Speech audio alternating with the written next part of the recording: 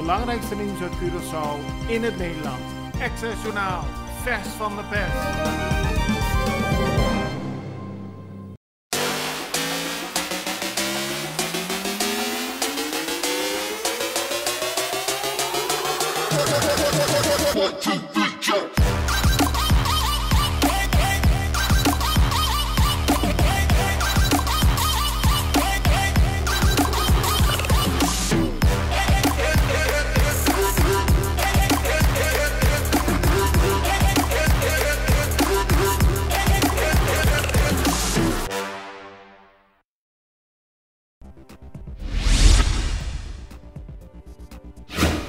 Er is met verbazing gereageerd op een brief die minister van Gezondheid Dorothy Peters-Janga heeft gestuurd om de juridische procedures in verband met miljoenen aan ontvreemde overheidsgelden te staken.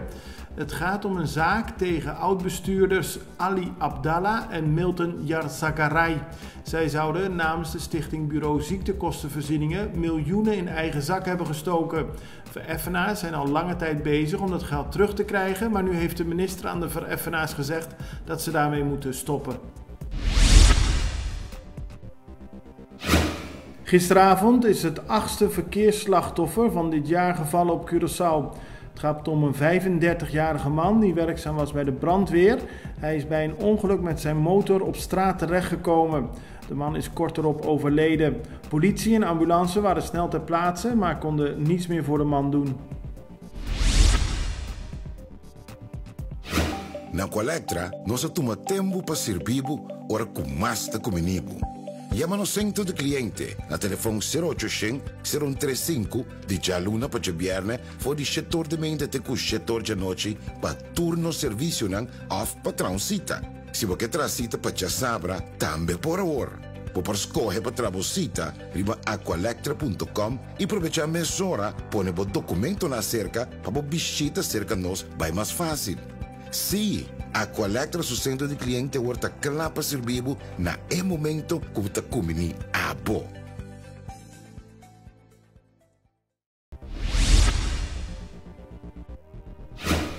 Curaçao kent al enige tijd de Makutu Basico. Dat is een basismandje van producten die niet te duur mogen zijn. De overheid reguleert de prijzen en het gaat om eerste benodigdheden van voedsel.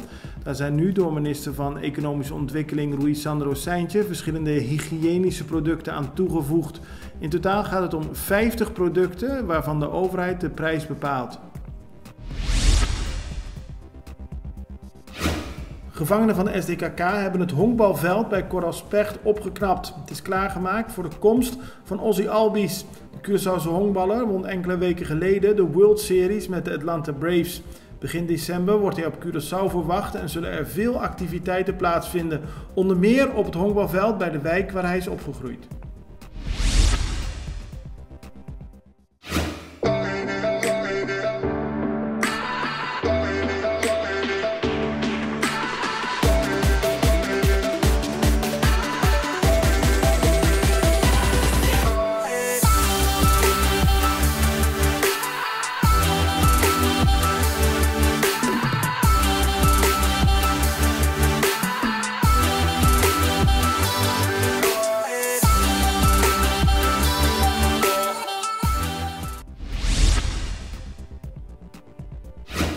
De Extra schrijft al langer over de activiteiten van de actiegroep Curaçao moet schoner. Elke zondag maken ze een deel van Curaçao schoon.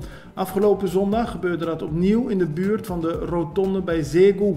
Onder leiding van de Kunuku-man hebben de vrijwilligers 280 kilo vuil opgehaald. En daarmee laten ze zien dat het nodig is dat we samenwerken om Curaçao schoon te houden. Op Aruba is zaterdag oud-minister van Justitie Rudy Cruz overleden. Hij was tussen 2001 en 2009 minister van Justitie op het eiland. Rudy Cruz was altijd heel kritisch op de relatie met Nederland. In 2007 stelde hij zelfs dat Aruba alle banden met Nederland moest verbreken. Later kwam hij daarop terug. Cruz is afkomstig uit een politieke familie. Hij is de jongere broer van Betico Cruz, de architect van de Status Aparte die Aruba in 1986 kreeg, en oom van de huidige minister-president Evelyn Wever Cruz.